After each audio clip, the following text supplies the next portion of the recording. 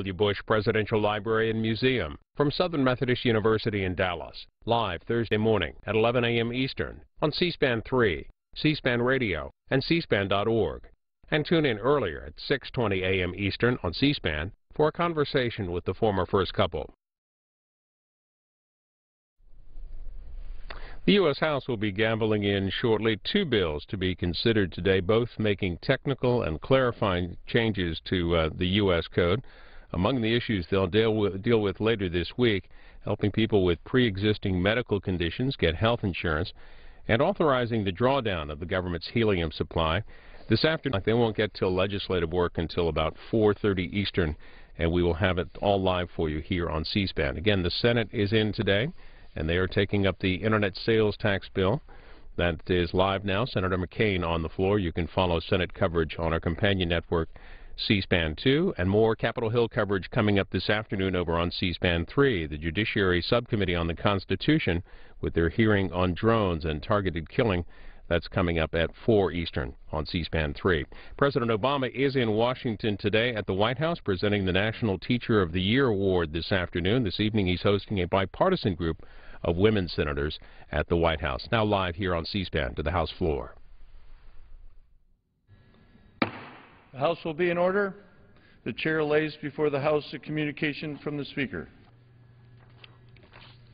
The Speaker's Rooms, Washington, D.C., April 23, 2013. I hereby appoint the Honorable Carrie Bentivolio to act as Speaker pro tempore on this day. Signed, John A. Boehner, Speaker of the House of Representatives. Pursuant to the order of the House of January 3, 2013, the Chair will now recognize members from lists submitted by the majority and minority leaders for morning hour debate. The Chair will alternate recognition between the parties, with each party limited to 1 hour, and each member other than the majority and minority leaders and the majority whip limited to 5 minutes each. But in no event shall debate continue beyond 1:50 p.m. The Chair recognizes the gentleman from North Carolina, Mr. Jones, for 5 minutes. Mr. Speaker, thank you very much. The Marine Corps Association was founded on April the 25th of 1913 in Guantanamo, Cuba by Marines of the 2nd Provisional Brigade. John A. Lejeune, then a lieutenant colonel, headed the Marine Corps Association's first executive committee. In a statement signed by members of the committee, Lejeune and his fellow officers declared that the Marine Corps Association would publish the history of the Marine Corps and disseminate information concerning the aims, purposes, and deeds of the Corps and the interchange of ideas for the betterment and improvement of its officers and men.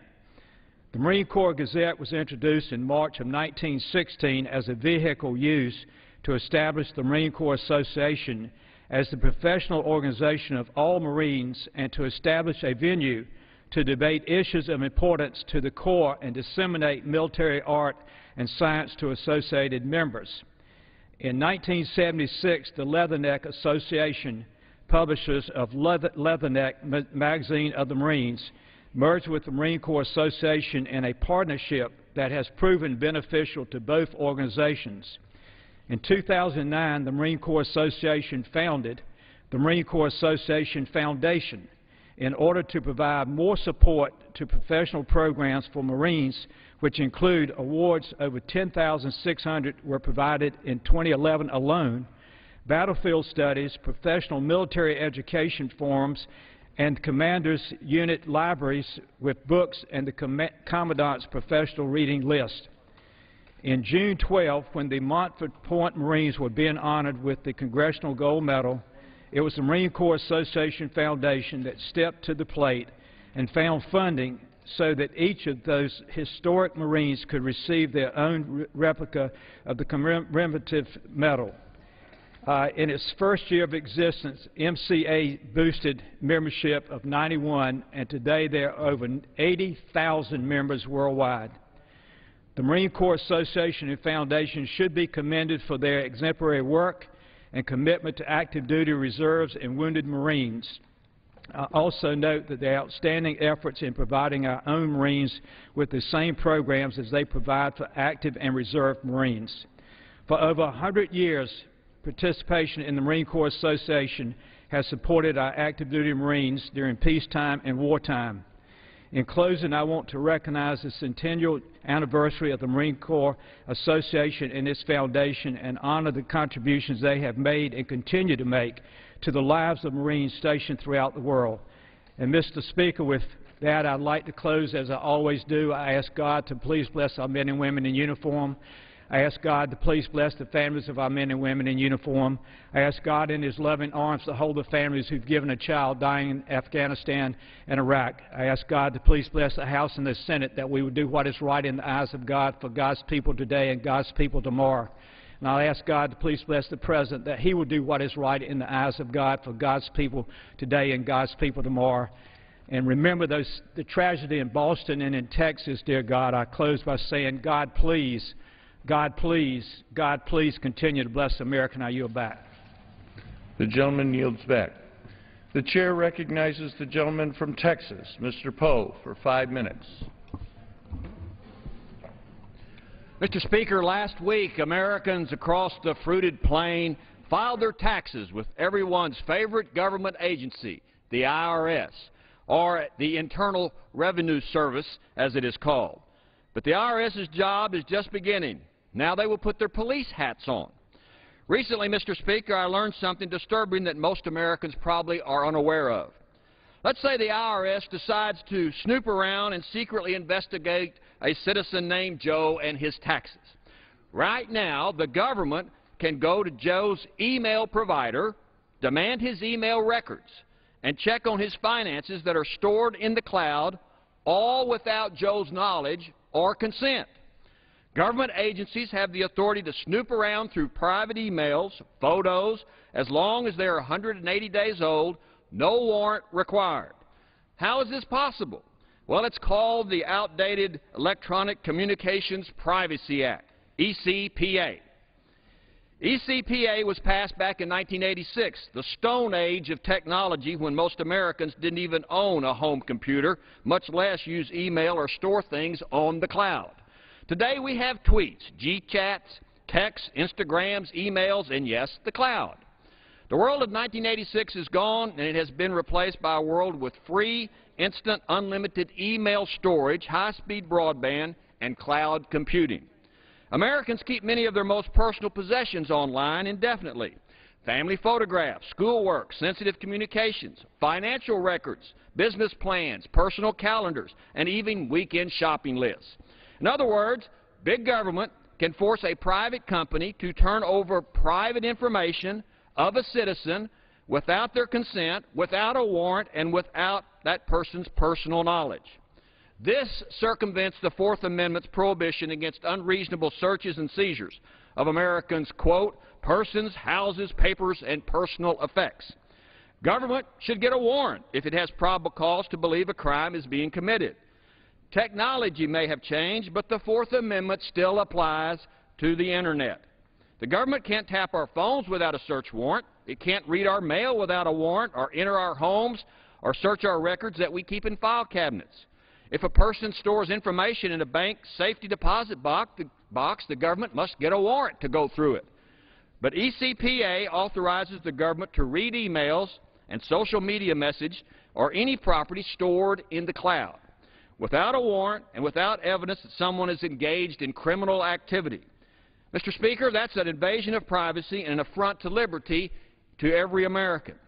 Why should the law treat digital data stored in the cloud differently than paper stored in a file cabinet or property in a safety deposit box? It really is no different. The law must be updated to protect every citizen's right of privacy from the government. Government's unrestricted authority to demand private information stored in the cloud will kill cloud computing by destroying confidence in U.S.-based services and driving businesses to other countries which actually have stronger privacy protections for people who use the cloud. That's what CEO of Data Foundry, a Texas-based data services provider, has warned. Companies will take their businesses to other shores who protect personal privacy. Mr. Speaker, this is the United States. We were founded on the ideals of universal liberty and the right of privacy. That's why Representative Zoe Lofgren and I have introduced bipartisan legislation to modernize the outdated ECPA. Our bill protects Internet users from intrusive and unwarranted Big Brother surveillance. The bill requires the government to show probable cause and obtain a search warrant to access electronic communications just as it would to tap somebody's phone or go through somebody's mail or look in their safety deposit box. The government would need a warrant to compel service providers to produce documents stored in the cloud and to intercept or demand disclosure of personal location information generated by cell phones. As technology continues to evolve and improve, Congress must ensure that the Fourth Amendment rights of citizens are protected even today with the Internet. The IRS and other government agencies should not be allowed to violate the Fourth Amendment right of privacy. Technology may change, but the Constitution and the Fourth Amendment does not change. And that's just the way it is. I yield back. The gentleman yields back. The chair recognizes the gentleman from California, Mr. Costa, for 5 minutes. Thank you very much, Mr. Speaker. I rise today in recognition of the Armenian genocide. Tomorrow, April 24th, marks the 98th anniversary of the horrific Armenian genocide that took place approximately between 1915 and 1923. The citations, the history, the atrocities are well documented. They have been recognized by the European Parliament, by historians around the world. Sadly, I believe the United States Congress has not gone on record, despite repeated attempts in recognizing this horrific genocide, the first genocide that took place in the 20th century. And as we all know, history has a way of repeating itself, both for the good and for the bad. And while the Armenian genocide was the first in the 20th century that was documented, we all know what took place later with the Holocaust and the attempted genocide of the Jewish people. And today, throughout the 20th century and into the 21st century, we see repeated attempts where genocide has been practiced in Africa and in other parts of the world. It is not enough simply to condemn those actions, but rather, as a people, we must come together and acknowledge that there have been very, very difficult and sad times when man's inhumanity to their fellow man has taken place.